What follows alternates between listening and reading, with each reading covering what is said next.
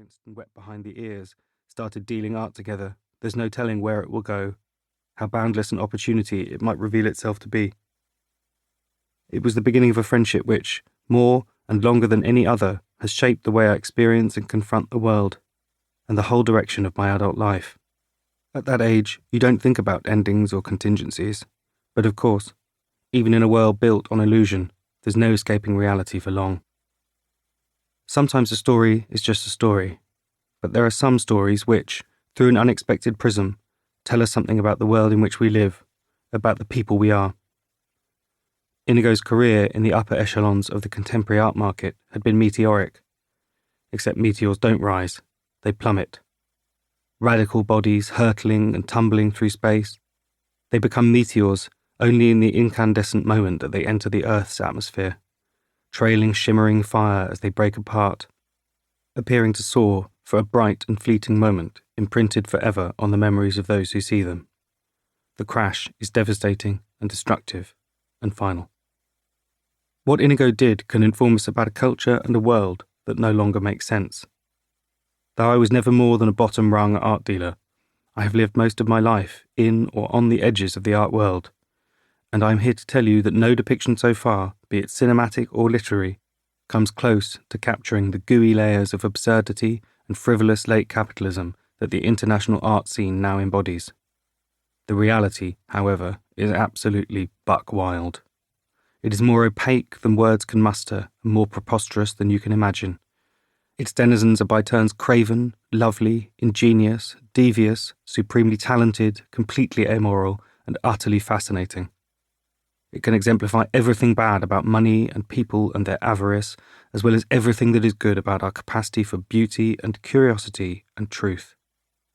It is precisely this bizarre mix, this heady, just shy of toxic cocktail, that makes it so potent and engrossing, that sucked both Inigo and me in and spat us out broken in our early 30s. By the time Inigo turned 32, he had navigated his way from an internship to a multi-million-dollar transatlantic empire. He was comfortable in the company of some of the richest and most private individuals in the world, and they wanted, maybe even needed, his advice. And then, in October 2019, accused of defrauding collectors, investors, and lenders of more than $20 million, and in the face of a gathering storm of lawsuits and negative press, Inigo fled, shuttering his galleries in Miami and London. His phones were disconnected, emails to him and to his lawyers went unanswered. As dramatically and as suddenly as he had appeared on the contemporary art scene a decade earlier, he vanished. We live in dissonant times. The disparity between rich and poor has never been more acute, and yet it seems as if the popular obsession with great wealth, and especially its quick and easy acquisition, knows no bounds. Culturally, we seem to be in a golden age of scams and scammers, of get-rich-quick schemes and too-good-to-be-true opportunities.